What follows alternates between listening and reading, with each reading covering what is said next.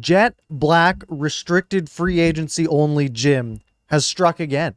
As we know, he's the king of RFA contracts, and he comes through with another beauty in Jason Dickinson. For those of you who don't know, Jason Dickinson acquired right before the Seattle expansion draft roster freeze. Dallas wouldn't have been able to protect him. Canucks said, hey, we'll toss you a third. Give us Jason Dickinson. He'll come and shore up our third line. They did that. They protected him. He was an RFA. He's 26 years old. They re-signed him today, 3 years at an AAV of $2.65 million per year. If you want to know the specifics, $500K signing bonus in year one with $1.5 million of base. So he gets paid $2 million this year, $2.7 million in year two, and $3.25 in year three. So a very backloaded, backloaded contract, and it comes with no form of trade protection. So no trade clause here, no movement clause. He can get shipped and dealt and whatever the Canucks want to do with him if need be. Now, this is pretty much right around where everyone expected. Everyone sort of figured, yeah, probably around 3 years.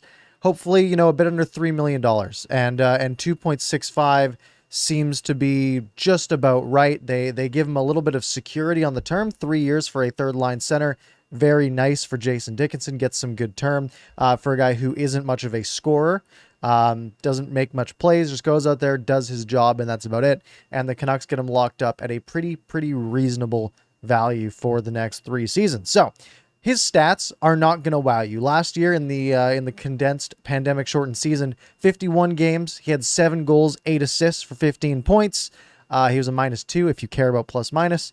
The year before, 65 games, 21 points with 9 goals, 12 assists. The year before, 22 points in 67 games. So basically, what you can expect from him, he's only played 221 NHL games, but what you can expect from him is he's going to put up, if he plays 82 games, about 25 points or so is about his pace, which is fine for a third line center, but very good defensively. And he is going to fill a big role, probably on the top penalty killing unit, which sort of alleviates the load for maybe like a Bo Horvat or JT Miller to come off of the penalty kill, get a little more ice time playing in an offensive role. And hopefully, with the Canucks defense looking a little bit suspect potentially, we don't know. We haven't seen them play yet. Hopefully he'll help lighten the load on them a fair bit. Now, on the analytics side, because I like to look at a couple things. I like to look at what people are saying about him, which is basically what I just said. You're not going to get a lot of flashy offense. He'll be fine. He'll score a few goals for you. He'll put up a fair amount of points, like for a third liner. But he's excellent defensively, and that's the big thing, especially at even strength. And then now you look at his points, and we say, all right, 25 points or so per year, checks out. And if we look at the analytics side, I'm going to bring up this one player card here. I'll put it down in the corner. So this is, wins above replacement. Again, lots of people disagree with these analytics. Lots of people don't. I like to just use them as an extra tool in the toolbox. And we can see 52% WAR. So basically an average forward, like an average forward. Had second line minutes last year, but he won't for the Canucks this year. He'll be on the third line, with Pettersson and Horvat taking the 1-2-C spots. And everything here sort of checks out.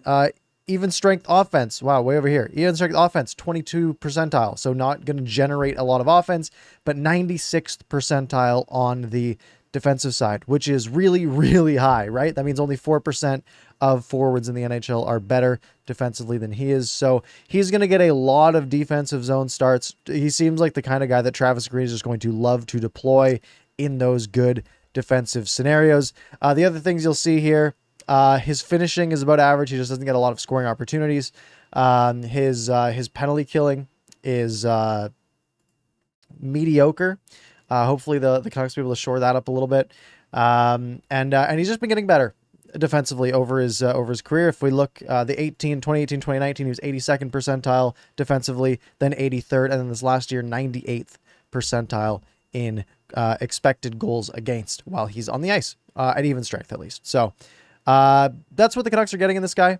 Not a lot of offense, some good defense, and good term, 3 years. You have until he's 20, his 28-year-old season. This will be his 26-year-old season, then 27. He'll be 29 going into the year after the contract ends. So the Canucks have him until he's 28 locked up. He will be an unrestricted free agent after that. So if the Canucks do want to either extend him by then, or they'll have to trade him if they want to get any value back, which he should have value throughout the length of his contract at this term, especially since the cap might creep up a little bit over the next couple of years. Anyways, my take overall on this is it's pretty good.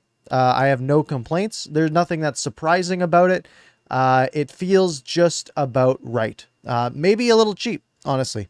And not having to include any form of trade protection is always a win in my books. Anyways, that's all I've got for this one. Make sure you hit like and subscribe. The buttons, the most important buttons if you watch YouTube videos. And we'll talk to you in the next one.